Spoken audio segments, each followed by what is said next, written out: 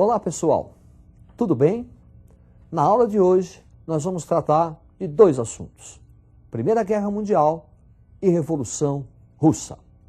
Para começar, observe essas figuras.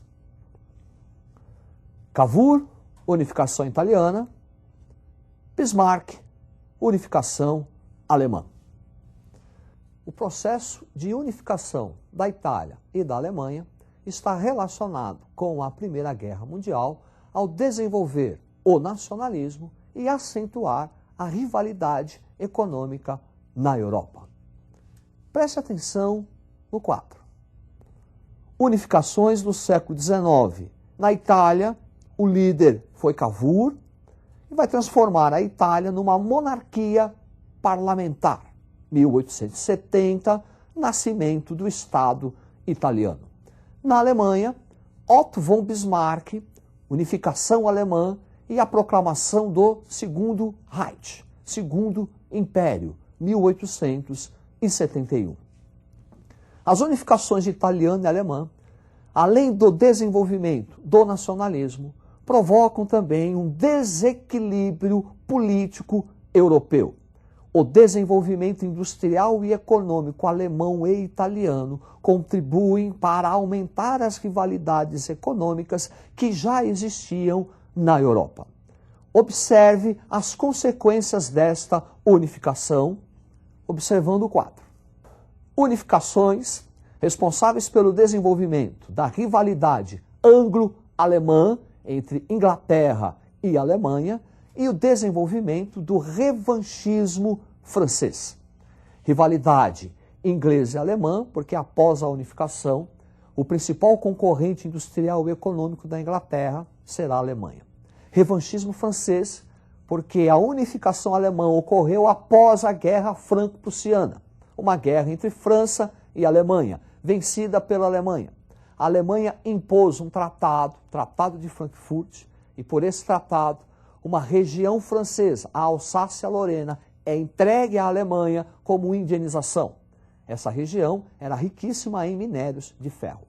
A partir daí, desenvolve-se na França um sentimento de revanche, o desenvolvimento de um nacionalismo para se vingar da Alemanha. É nesse contexto que também vai se desenvolver os chamados sistemas políticos de alianças. Observe na tela. Sistema de alianças. A tríplice aliança formada pela Alemanha, Império Austro-Húngaro e a Itália. E a tríplice entente, formada pela Grã-Bretanha, França e Rússia. Ao longo do desenvolvimento da guerra, essas alianças vão sofrer pequenas modificações. E para tratarmos do início da Primeira Guerra Mundial, observe no quadro as causas da Primeira Guerra Mundial.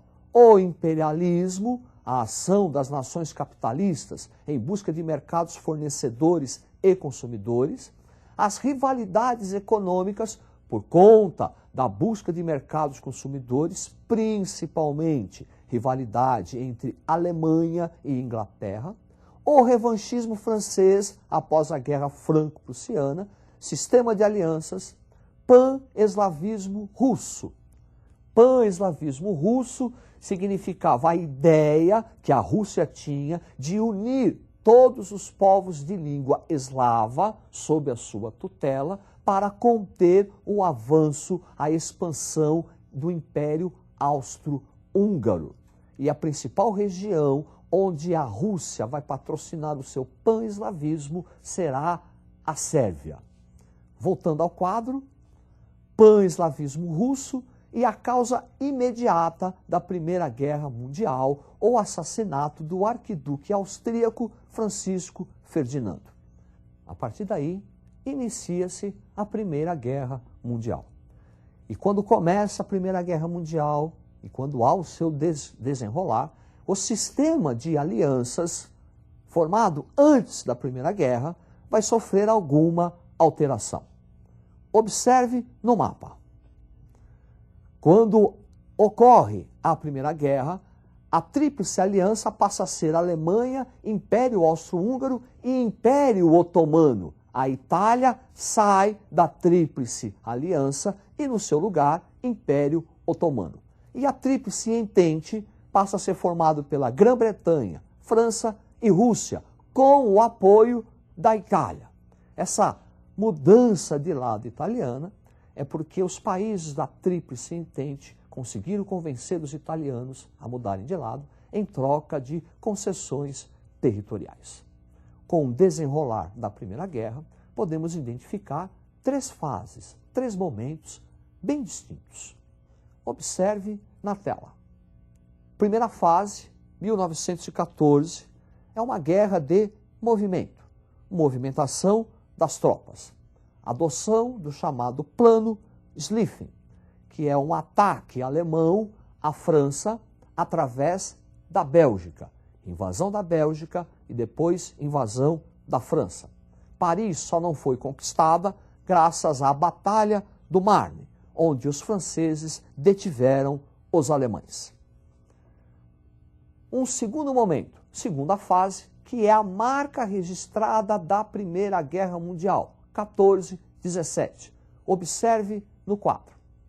Segunda fase, 14-17, praticamente a guerra toda, guerra de trincheiras, para marcar posições. É o momento de inovações bélicas, utilização da metralhadora, utilização de submarinos, utilização de aviões. Duas grandes batalhas neste momento, a Batalha de Somme e a Batalha de Verdun. Um terceiro momento, 1917-1918, que já conduz para o final da guerra. 1917 é considerado o ano decisivo da Primeira Guerra Mundial. Observe o quadro. Terceira fase, 1917-1918, a guerra volta a ter um movimento. Entrada dos Estados Unidos da América para salvar seus capitais investidos na Europa e a saída da Rússia em virtude da Revolução Bolchevique. A partir de 18, nós vamos ter o final da guerra e as suas principais consequências. Observe no quadro.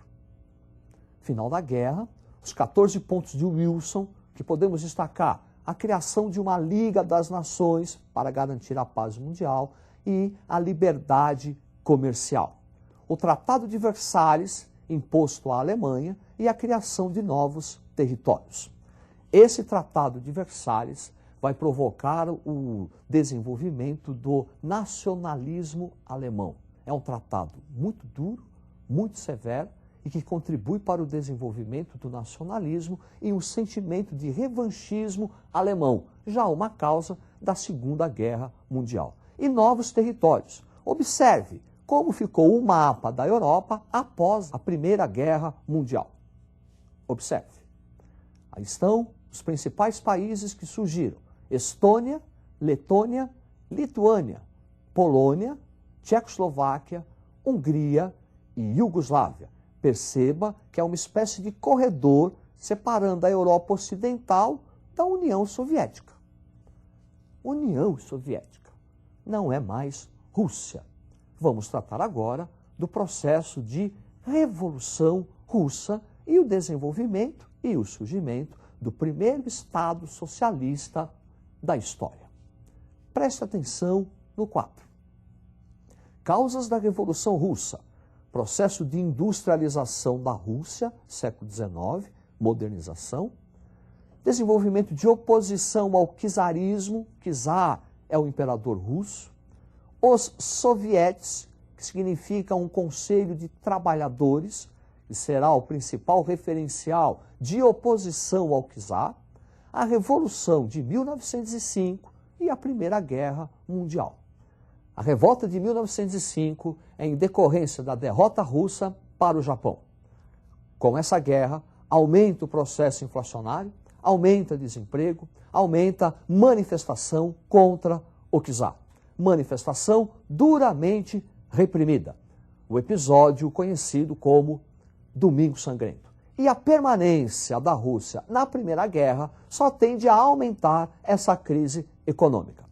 Daí inicia-se o processo revolucionário, que podemos dividir em dois momentos. Observe o quadro.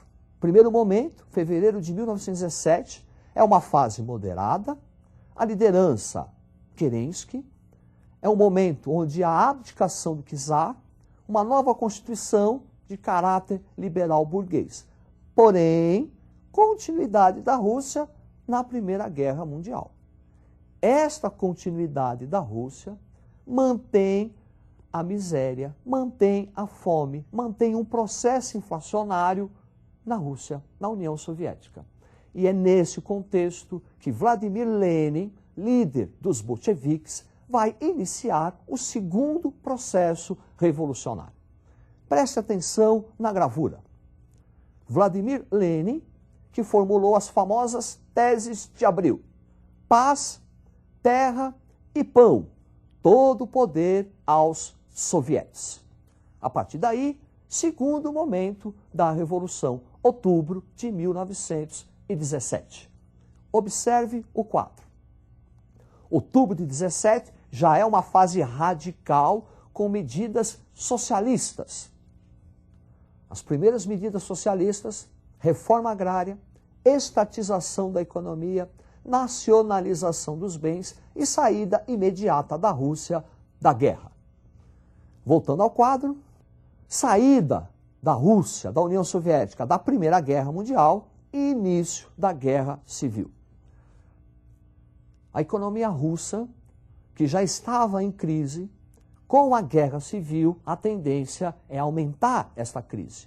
E aí, Vladimir Lenin vai adotar um conjunto de reformas econômicas caracterizada como NEP, Nova Economia Política, que é a mistura de medidas socialistas com medidas capitalistas. Na visão do Lenin, um passo atrás para dar um salto à frente. Com a morte de Lenin, ocorre uma disputa pelo poder na União Soviética. Observe o quadro.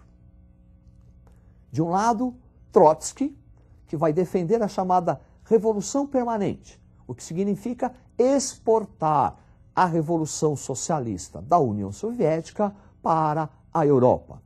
E do outro lado, Stalin, com a ideia do socialismo num só país. Primeiro, fortalecer e consolidar o socialismo na União Soviética e, num segundo momento, exportá-la.